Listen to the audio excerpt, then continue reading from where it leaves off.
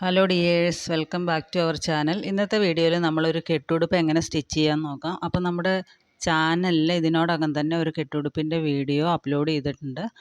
അപ്പോൾ അത് വേറൊരു രീതിയാണ്. അത് കാണാത്തവരെ ഒന്ന് പോയി കണ്ടു നോക്കുക. ഞാനിപ്പോൾ ഇവിടെ 1 വയസ്സ് പ്രായമുള്ള കുട്ടിക്കുള്ള കെട്ടുടുപ്പാണ് സ്റ്റിച്ച് ചെയ്യാൻ പോകുന്നത്. അപ്പോൾ 1 മീറ്റർ തുണി ഇപ്പോൾ എടുത്തിട്ടുണ്ട്. 1 മീറ്റർ തുണിയുടെ ആവശ്യമില്ല, 3/4 മീറ്റർ ആയാലും മതി. ഞാൻ തുണി 4 ആയിട്ട് മടക്കിയിട്ടിട്ടുണ്ട്. അതിൻ്റെ ലെങ്ത്ത് ഞാനൊന്ന് മാർക്ക് ചെയ്യണം. സ്കേർട്ടിൻ്റെ ലെങ്ത്താണ് 12 ഇഞ്ച്. 1.5 ഇഞ്ച് തയ്യൽ തുമ്പോടെ ചേർത്ത് 13.5 ഇഞ്ചിൽ ഞാനൊന്ന് മാർക്ക് ചെയ്തിട്ടുണ്ട്. നമുക്ക് സ്കേർട്ടിൻ്റെ പോർഷൻ ആദ്യം ഒന്ന് കട്ട് ചെയ്ത് മാറ്റാം.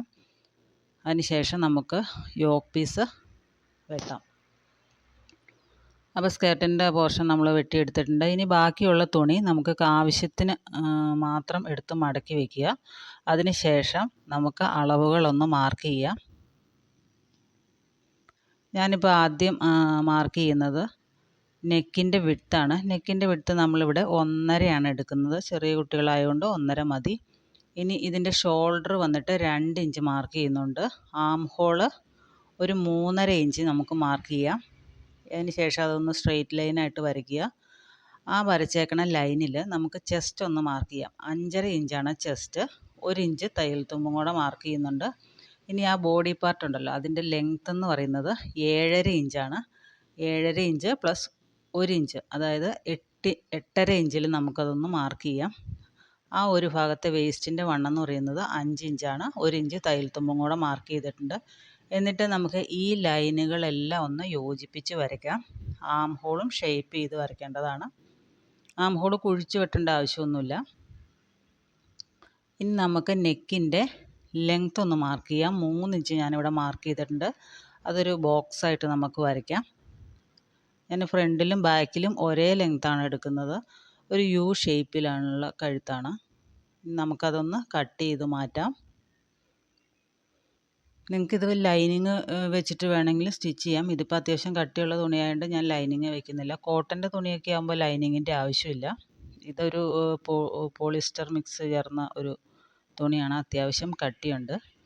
ഇനി നമുക്ക് ഇതിൻ്റെ ഷോൾഡർ കണ്ടോ, 2 ഇഞ്ച്. ആ 2 ഇഞ്ചിൻ്റെ ആവശ്യമില്ല. നമ്മൾ കെട്ടുടുപ്പ് എന്ന് പറയുമ്പോൾ ഷോൾഡർ ഇങ്ങനെ മുകളിലേക്ക് വരുന്തോറും നേർത്തതായി വരുമല്ലോ. അപ്പോൾ അത്രേൻ്റെ ആവശ്യമില്ല. അപ്പോൾ അതെങ്ങനെയാണ് മാർക്ക് ചെയ്യുന്നതെന്ന് നോക്കാം. നമുക്ക് ഷോൾഡറിൻ്റെ കറക്റ്റ് സെൻറ്റർ മാർക്ക് ചെയ്യണം. അതിനുശേഷം 2 സൈഡിലേക്ക് നമുക്ക് 1/2 ഇഞ്ച് വെച്ചിട്ട് ഒന്ന് മാർക്ക് ചെയ്യണം. എന്നിട്ട് നെക്കിൻ്റെ സൈഡിലുള്ള ആ 1/2 ഇഞ്ചിൽ നിന്ന് നെക്കിലേക്കും ഓപ്പോസിറ്റ് സൈഡിലുള്ളതിൽ നിന്ന് ആം ഹോളിലേക്കും ഒന്ന് ഷേപ്പ് ചെയ്ത് വരയ്ക്കുക. ഞാനിപ്പോൾ വീഡിയോയിൽ കാണിച്ചതുപോലെ ഒന്ന് ഷേപ്പ് ചെയ്ത് വരിക. കാരണം നമുക്ക് 1/2 ഇഞ്ച് മതി ഷോൾഡർ. ഇപ്പോൾ 1 ഇഞ്ച് ഷോൾഡർ ഉണ്ട് നമ്മൾ. അത് ഇനി തയ്യൽ തുമ്പോടെ പോയി കഴിയുമ്പോൾ നമുക്ക് 1/2 ഇഞ്ച് കിട്ടും. അപ്പം നമ്മുടെ യോക്കിൻ്റെ പോർഷൻ റെഡി ആയിട്ടുണ്ട്. ഇനി നമുക്ക് കുറച്ച് ക്രോസ് പീസുകൾ കൂടി വേണം. ഇതിൻ്റെ ഒരു മാച്ചിങ് ആയിട്ടുള്ള കളറിലുള്ള കുറച്ച് ക്രോസ് പീസുകൾ കൂടി നമുക്ക് ആവശ്യമുണ്ട്. നെക്കിൽ വെക്കാനും അതുപോലെ തന്നെ ആം ഹോളിലും, പിന്നെ കുറച്ച് നീളത്തിൽ നമുക്ക് കെട്ടാൻ ആവശ്യമുള്ള, വള്ളിക്ക് ആവശ്യമുള്ള ക്രോസ് പീസുകൾ കൂടി ആവശ്യമുണ്ട്. ഞാനിപ്പോൾ ഇവിടെ ഈ ഒരു ചുമന്ന കളറിലുള്ള തുണി എടുത്ത് വെച്ചിട്ടുണ്ട്. ക്രോസായിട്ട് കുറച്ച് പീസുകൾ നമുക്ക് ഇതിൽ നിന്ന് കട്ട് ചെയ്തെടുക്കാം. ക്രോസ് പീസിൻ്റെ വീതി എന്ന് പറയുമ്പോൾ 1.5 ഇഞ്ചാണ് ഞാനിവിടെ എടുക്കുന്നത്. നമുക്ക് അത്യാവശ്യം ക്രോസ് പീസുകൾ വേണം. കാരണം വള്ളിക്ക് നീളമുണ്ടല്ലോ, നീളത്തിൽ വള്ളി കെട്ടുമ്പോൾ അത്യാവശ്യം നീളമുള്ള വേണം. നമുക്ക് ഈ ക്രോസ് പീസുകളെല്ലാം ജോയിൻ ചെയ്തെടുക്കണം. അതിന് ശേഷം വേണം നമുക്ക് വെച്ച് പിടിപ്പിക്കാൻ.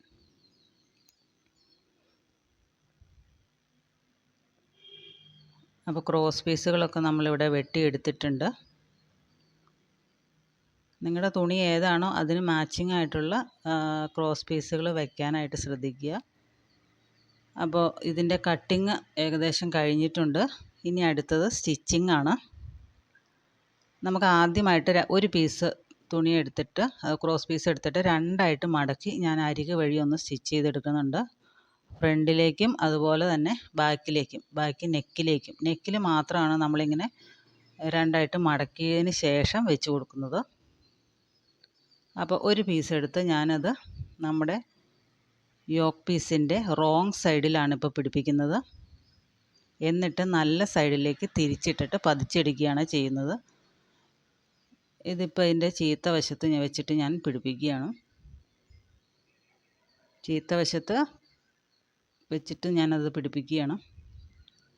അതിന് ശേഷം നമുക്ക് ഒന്ന് കട്ടിട്ട് കൊടുക്കാം, നന്നായിട്ട് തിരിഞ്ഞ് വരുന്നതിന് വേണ്ടിയിട്ടാണ്. ഇങ്ങനെ ചെയ്യുമ്പോൾ വളഞ്ഞും പൊളഞ്ഞൊന്നും പോവില്ല, നല്ല രീതിയിൽ തന്നെ കിട്ടും. ഇനി അത് ആ ക്രോസ് പീസ് ഞാൻ നല്ല വശത്തേക്ക് വെച്ചിട്ട് ഒന്ന് പതിച്ചടിക്കുകയാണ്. അപ്പോൾ നമ്മളിതിൻ്റെ തയ്യൽ തുമ്പ് ഒരു 4 ഇഞ്ചിൽ കൂടുതൽ കാണാൻ പാടില്ല. 4 ഇഞ്ചിൽ കൂടുതൽ കാണുവാണെങ്കിൽ അത് ഇങ്ങനെ പതിച്ചടിക്കുമ്പോൾ വെളിയിലേക്ക് തള്ളി നിൽക്കും. അപ്പോൾ അധികമുണ്ടെങ്കിൽ ഒന്ന് കട്ട് ചെയ്ത് മാറ്റേണ്ടതാണ്. അപ്പോൾ ഞാനിപ്പോൾ ഫ്രണ്ട് നെക്ക് അടിച്ചെടുത്തിട്ടുണ്ട്. ഇനി അതിൻ്റെ ആം ഹോൾ എങ്ങനെയാണ് അടിക്കുന്നതെന്ന് നോക്കാം. അതും റോങ് സൈഡിൽ തന്നെ വെച്ചിട്ടാണ് ഞാൻ സ്റ്റിച്ച് ചെയ്യുന്നത്. പക്ഷെ അത് നിവർത്തി വെച്ചിട്ട് വേണം സ്റ്റിച്ച് ചെയ്യാൻ. നമുക്ക് ആ ഷോൾഡർ വരെ ഒന്ന് സ്റ്റിച്ച് ചെയ്തെടുക്കണം. അതിന് ശേഷം അതൊന്ന് മടക്കി വെച്ചതിന് ശേഷം അടിക്കുക. തിരിച്ച് ഇങ്ങനെ മടക്കി വയ്ക്കുക. മടക്കി വെച്ചതിന് ശേഷം അടിച്ച് അങ്ങേറ്റം വരെ പോവുക. അതായത് ആ വള്ളി അതാണ് വള്ളിയായിട്ട് പോകുന്നത്. നമ്മളിന്ന് കട്ടിട്ട് കൊടുക്കുകയാണ്. അതിന് ശേഷം ഞാനിപ്പോൾ കാണിക്കുന്ന പോലെ രണ്ടായിട്ട് ഒന്ന് മടക്കി വെച്ചതിന് ശേഷം നമ്മൾ പൈപ്പിങ്ങൊക്കെ വയ്ക്കില്ലേ, അതുപോലെ. അപ്പോൾ ഇതും ഞാനിപ്പോൾ നല്ല വശത്തേക്കാണ് പതിച്ചടിക്കുന്നത്. ചീത്ത വശത്ത് വെച്ച് അടിച്ചിട്ട് നല്ല വശത്തേക്ക് പതിച്ചടിക്കുന്നു.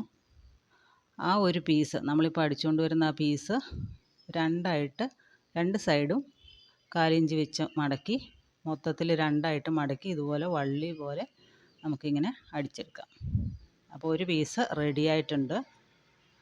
ഫ്രണ്ട് പീസ് നമുക്ക് റെഡി ആയിട്ടുണ്ട്, ബാക്ക് പീസും റെഡി ആയിട്ടുണ്ട്. ഇനി അതിൻ്റെ ചെസ്റ്റ് ഒന്ന് മാർക്ക് ചെയ്യാം. 5.5 ചെസ്റ്റ് പറഞ്ഞത്. അപ്പോൾ ഒരു സൈഡ് എന്ന് പറയുമ്പോൾ 11 ഇഞ്ച് വരും.